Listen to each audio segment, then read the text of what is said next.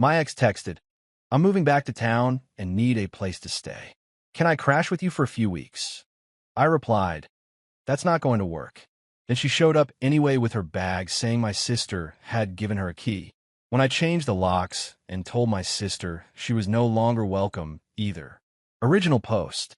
I, 31 male, got a text that made me put down my coffee and reread it 3 times to make sure I wasn't hallucinating. My ex, "Hey, big news, got a job offer back home, and I'm moving back. Need a place to crash while I look for an apartment. Just a couple weeks. You're still at the same place, right? We dated for 2.5 years. Broke up 3 years ago when she moved for grad school. Stayed cordial but distant. Holiday text exchanges, maybe a comment on social media once or twice a year. That level of friendly. Me, congrats on the job. Can't help with the housing though. Try extended stay or something." Her, "Come on, seriously? We're adults. It's not weird. Just temporary." Me, "Not going to work. Good luck with the move." Her, "Wow, okay. Didn't realize you were still hung up on the breakup. It's been 3 years." Me, "Not hung up. Just not interested in having a roommate. Especially an ex." Her, "Whatever. Guess I'll figure it out myself." Cool. Problem solved. Or so I thought.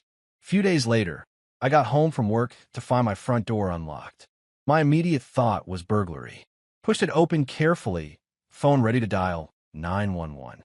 Walked in to find my ex sitting on my couch eating takeout from my favorite Chinese place. 3 massive suitcases lined up against the wall. Moving boxes stacked in the corner. Surprise.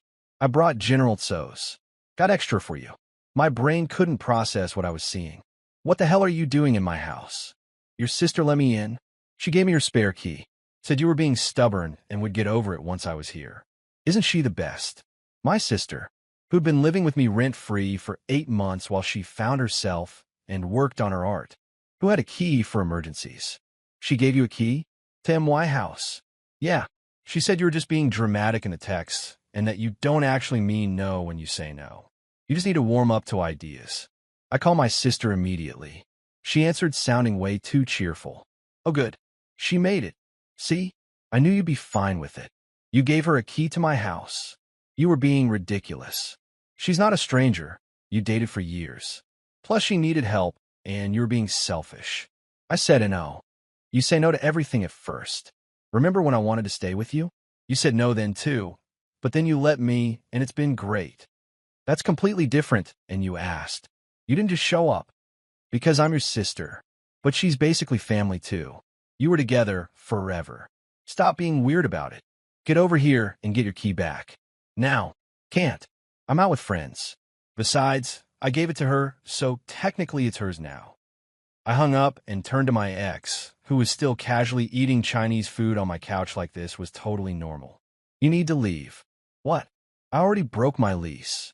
My stuff is being shipped here. I start work Monday." "Not my problem. You assumed you could stay here after I explicitly said no. But your sister said." "My sister doesn't own this house." "I do. She had no right to give you anything." Her face shifted from confused to angry. "Are you seriously going to make me homeless? What kind of person does that? The kind who said no and meant it. Hotels exist. Airbnb exists. Figure it out. Do you know how expensive short-term housing is? I already spent everything on moving costs. Should have secured housing before you moved then. Oh my God, you're actually serious." She stood up, leaving the Chinese food containers on my coffee table. "This is insane. You're insane. Cool. Take your stuff and go be insane somewhere else. I'm calling your sister. Go ahead. She doesn't pay my mortgage. She doesn't make decisions about my house. Neither do you." She tried calling my sister. Got voicemail. Tried texting. Nothing. She's not answering. Shocking. It's almost like she created this mess and doesn't want to deal with it. My ex started crying. Big dramatic tears. "I can't believe you're doing this. After everything we had together. What we had. Past tense. 3 years ago. We're not together. We're barely friends. You don't get to move into my house because your planning skills suck. Just one night. Let me stay one night and I'll figure something out tomorrow." "No. You're such a jerk." "Maybe. But I'm a jerk with boundaries who said no and meant it." She finally started hauling her suitcases out to her car. Took her 3 trips. The whole time she was muttering about what a terrible person I was, how she couldn't believe I'd changed so much, how the old me would never do this. The old me was a doormat. Knew me had a spine. After she left, I sat in my kitchen staring at the spare key sitting on my counter. My sister had just given it away, like my house was community property. I texted her, "We need to talk." This was completely unacceptable. No response. Changed my Wi-Fi password that night. She'd been using it for months. Small payback, but it felt good. Update 1. My sister finally responded the next morning with the most entitled text I've ever received. "Can't believe you actually kicked her out." She's crying at some budget motel, saying she can't afford to eat because all her money is going to the room. You know she's not making it up. She always had money problems. This is on you. This is on her for showing up uninvited. And on you for giving away my key. I was helping someone. What's wrong with you? You violated my trust and my home. Big difference between helping and overriding my explicit no. Mom wants to talk to you. Of course she did. Mom called within minutes. Your sister is very upset. What's this about you throwing your ex-girlfriend out in the cold? She wasn't in the cold. She broke into my house. She didn't break in. Your sister gave her a key. Without my permission. After I said no. Well, maybe you shouldn't have said no. That girl was part of this family for years. You can't just abandon people when they need help. She's not part of this family. We broke up 3 years ago. And I can absolutely say who does and doesn't live in my house. You have a whole guest room sitting empty. It would cost you nothing to let her stay. It would cost me my peace of mind and my boundaries. That's not nothing. You're being selfish. We raised you better than this. You raised me to let people walk all over me. Interesting parenting strategy. Don't you dare take that tone with me. You will apologize to your sister and you will help that poor girl. No on both counts. Sister crossed a major line. She's not welcome here anymore. Silence. Then, you can't ban your own sister from your house. Watch me. She gave away access to my home without permission. That's a deal breaker. You're being ridiculous. She made a mistake. A mistake is forgetting to lock the door. This was a choice. A deliberate decision to override my no because she thought she knew better. Mom started yelling about family loyalty and how I was tearing the family apart. I hung up, blocked my ex's number. Then I got a text from an unknown number. "This is your ex on my coworker's phone. We need to talk. Your sister told me where your spare key is. The one you hide under the rock by the back door." Ice ran through my veins. I'd forgotten about that key. I'd hidden it there 2 years ago and completely forgot about it. Ran outside. The rock was moved. The key was gone. I called a locksmith immediately. Emergency weekend service, $250. Worth every penny. While I waited for the locksmith, my sister showed up. Banged on the door. "Open up. We need to talk about this." I opened the door but kept the chain lock on. "How do you know about the spare key?" "What?" "The one under the rock. You told her about it." "Oh, that. Yeah. I saw you put there last year." "What?" "She took it. She has a key to my house again." Sister shrugged. "Good. Maybe she can stay there while you're at work, and you don't even have to see her." My jaw actually dropped. "You think that's a solution? Her sneaking into my house when I'm not here. You're making this way bigger than it needs to be. Just let her stay for a few weeks." "No. And you're still not welcome here. Leave. You can't ban me. I'm your sister." "Just did. Goodbye." I closed the door. She banged on it for another 5 minutes before leaving. Locksmith arrived, changed all the locks. Front door, back door, garage door opener. $350 total with a weekend rate. That night I got an email from my ex rambling about how she never thought I'd become so cold and heartless. How the person she dated would never treat someone like this. How she was struggling and I was making it worse on purpose. How my sister was the only decent person in my family. Didn't respond. Marked it as spam. Then my phone started ringing. "My dad, your mother is livid. What's going on?" I explained everything. The unwanted house guest, the key situation, my sister's role in all of it. He was quiet for a long time. That's pretty bad." "Which part?" "All of it. Your sister way overstepped. But you're really not letting her come over anymore. She proved I can't trust her with access to my house. So no, she's not coming over. Your mother's going to lose it. That's her choice. I'm not backing down. Didn't think you would. You get that stubbornness from me. He actually sounded proud. Want my advice? Sure. Stand your ground. Your sister's been coddled her whole life. About time someone held her accountable. Just be ready for the fallout. Already dealing with it. It's going to get worse before it gets better. He wasn't wrong. Update 2. The fallout started Monday morning. I got a call from my boss. Hey, got a weird call from someone claiming to be your landlord. Said there's some kind of dispute about the property. My stomach dropped. I don't have a landlord. I own my house. That's what I figured. Just wanted to check. The person was asking about your employment status and salary. Wouldn't say why. I told them I couldn't discuss employee information. Did they give a name? No. Just said they were verifying information for a housing dispute. Female voice. After we hung up, I sat at my desk trying to figure out what was happening. Someone was calling my work, pretending to be my landlord. Why would? Oh no. I call my mortgage company. Has anyone called recently asking about my account? Let me check. Yes, actually. Yesterday afternoon. Someone claiming to be your spouse asked about making a payment. We told them they needed account authorization to discuss details. I'm not married. I don't have a spouse. Can you flag my account for fraud attempts? Absolutely. We'll add security notes. Then I called my homeowner's insurance. Same story. Someone had called asking about the policy, claiming to be a household member. My ex was trying to what? Establish she lived there? Get information to use against me? I called the police non-emergency line. Explained the situation. They said unless she actually showed up and tried to enter, there wasn't much they could do. But they'd file a report for documentation. That night, my sister sent a text from a different number. This is getting out of hand. Ex is freaking out. She's saying you're ruining her life. Just let her stay there for a few weeks. Is that so hard? Don't contact me from new numbers. This is harassment. I'm trying to fix this. You created this. The fix is leaving me alone. Mom says you need to get over yourself. Mom doesn't pay my mortgage. The mortgage they helped you with. A gift 3 years ago doesn't give them ownership rights. Done with this conversation. I blocked that number too. Wednesday, I came home to find notice on my door. From code enforcement. Anonymous complaint about illegal occupancy and unpermitted rental activity. What the hell? Called code enforcement. They said someone reported I was running an illegal short-term rental without a permit. They need to schedule an inspection. I'm not running any kind of rental. I live here alone. We still need to verify. It's policy when we receive complaints. I scheduled it for that weekend. Took time to document everything, my mortgage statements, my deed, my utility bills, everything proving I live there alone and own the property. The inspector came, looked around, saw it was clearly just my residence. Marked the complaint as unfounded. Any idea who might have called this in? I asked.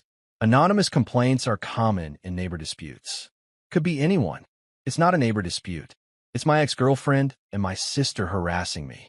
He gave me a sympathetic look. Might want to lawyer up if it continues. This kind of thing can escalate.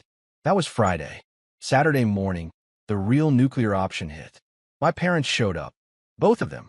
With my sister. And my ex. I watched through the doorbell camera as they approached. Didn't open the door. We know you're home. We need to talk. Mom shouting. I use a speaker. No. Open this door right now. No. You're trespassing. This is family business. The family member in question is banned. The ex-girlfriend is not welcome. Leave. My ex stepped up to the camera. Please. I'm sorry about everything. I just need a place to stay for a little while. I'll pay rent. No. I'm desperate. I'm living in my car. That was a lie. My sister had posted Instagram stories from a coffee shop earlier, tagged with my ex, both of them looking perfectly fine. Not my problem. Dad spoke up. Son, just open the door. Let's talk like adults. I'm being an adult. Adults respect boundaries. Adults don't show up at houses after being told no. Your mother wants to see you. She can see me when she's not trying to force me to house someone against my will. Mom started crying. Big dramatic sobs. My own son won't even talk to me. You're using tears to manipulate me. It's not working. My sister. You've turned into such a jerk. The old you would never. The old me was a pushover who let people walk all over him. Yeah, I've changed. Deal with it. They stayed there for 20 minutes. Yelling, pleading, crying, threatening. I didn't open the door. Finally, Dad convinced them to leave. But as they were walking away, I heard my sister say to my ex, "Don't worry, I have a plan." That was ominous. Sunday morning, I woke up to my phone exploding. Texts from aunts, uncles, cousins I hadn't talked to in years, all saying basically the same thing. "Can't believe what you did to your ex, and your sister is devastated, and family should help family." My sister had posted on social media a long sob story about how I'd become cruel and heartless, how I kicked a homeless woman out onto the streets, how I banned my own sister from my life for trying to do a good deed, how our parents were heartbroken. The post had 200 shares, comments full of people calling me every name in the book. I could have posted my side, could have explained the full story. Instead, I screenshot everything. Every text where I said no. Every instance of them ignoring my boundaries. The code enforcement harassment. The calls to my work. And I took it to a lawyer. Monday morning, I had a consultation. The lawyer looked at everything and nodded. This is harassment. Possibly trespassing. The false reports could be criminal. Want to send a cease and desist. To all of them, we could do a joint letter to your ex and sister. Your parents too if you want. Do it. He drafted it that day. Formal legal letterhead. Outlined every instance of harassment, boundary violation, and false reporting. Stated that any further contact would result in legal action, including restraining orders and civil suits. Cost me $400. Worth every cent. The letters went out certified, mail Tuesday. By Wednesday afternoon, my phone had gone completely silent. Thursday, my dad called from a number I didn't have blocked. "We got the letter." "Good. Was that necessary?" "Yes." "They wouldn't stop. Your mother is beside herself. She'll get over it. Your sister is talking about moving out of state." "Cool. You really don't care?" "I care about my boundaries being respected." Since that wasn't happening, I escalated. They can be mad all they want. They're the ones who kept pushing after being told no. He sighed. "For what it's worth, I think your sister needed this wake-up call. She's been entitled for too long. Your mother babied her. This might actually help her grow up.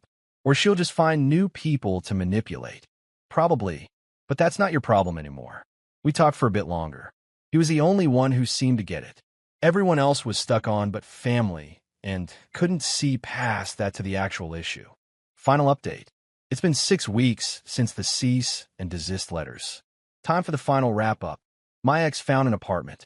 Heard through mutual friends she's living with 2 roommates and hating it because they're messy and don't respect her space. The irony is delicious. She tried contacting me once more through a mutual friend. Asked if I'd be willing to talk, maybe get coffee, clear the air. I told a friend no, and if she keeps asking people to reach out for her, that's violating the cease and desist. Haven't heard anything since. My sister did move. Not out of state like she threatened, but to the next city over. Living with a boyfriend I'd never heard of before. Based on mom's stress phone calls to dad that he tells me about, it's not going well. Apparently the boyfriend is controlling and won't let her do whatever she wants. Also known as having boundaries, but sure. She sent me a friend request on social media last week. Didn't accept it. Didn't decline it either. Just left it in limbo. Mom is still mad at me. We're not talking. Dad says she'll come around eventually, but honestly, I'm fine if she doesn't. She made it clear where her loyalties lie, and it's not with respecting my autonomy. Dad and I talk every couple weeks. He keeps me updated on the family drama. Apparently my sister told everyone I threatened to sue her, which isn't true. The letter just said continued harassment would result in legal action. But she's spinning it as me being cruel and litigious. Some relatives believe her version. Others have asked for my side. I send them the screenshot collection and let them draw their own conclusions. About half come around. The other half think I should have just been nice and helped out. Can't please everyone. The house feels like mine again. Changed some furniture around. Painted the guest room and turned it into a proper home office. No more spare room for whoever needs it energy. Got a security system upgrade. Cameras on every entrance. Motion sensors. Alerts sent straight to my phone. Probably overkill, but after all this, I'm not taking chances. Someone asked me last week if I regretted how hard I went with the boundaries. If maybe I should have just let her stay for a week or two to avoid all the drama. Here's the thing. Giving in wouldn't have avoided drama. It would have created more. Because if I let her stay just a few weeks, it would have turned into months. She'd have established tenancy. Getting her out would have required formal eviction. She'd have had rights to my space that she'd have exploited. And my sister would have learned that she could override my decisions anytime she felt like it. That my no was negotiable if she pushed hard enough. The drama was inevitable. The only choice was whether to deal with it on my terms or theirs. I chose mine. Do I wish my family relationships weren't damaged? Sure, but I don't wish I'd done anything differently. They showed me who they were when my boundaries mattered less than their convenience. That's valuable information. My ex showed me she'd learned nothing about respecting boundaries in the 3 years since we broke up. Also valuable. For anyone dealing with similar situations, saying no is complete. You don't have to justify it. You don't have to explain it into the ground. You don't have to make people comfortable with your boundaries. No is a full sentence. And when people ignore that no, that's when you escalate. Not because you're mean or cruel, but because boundary-stomping behavior only stops when there are consequences. My consequences were change locks, cease and desist letters, and cutting off access. Were they harsh? Maybe. But they were proportional to people who wouldn't take no for an answer. The trash took itself out. My house is peaceful. My boundaries are intact. I'm good. That's the end of it. Moving on with my life now, just with a much smaller Christmas card list.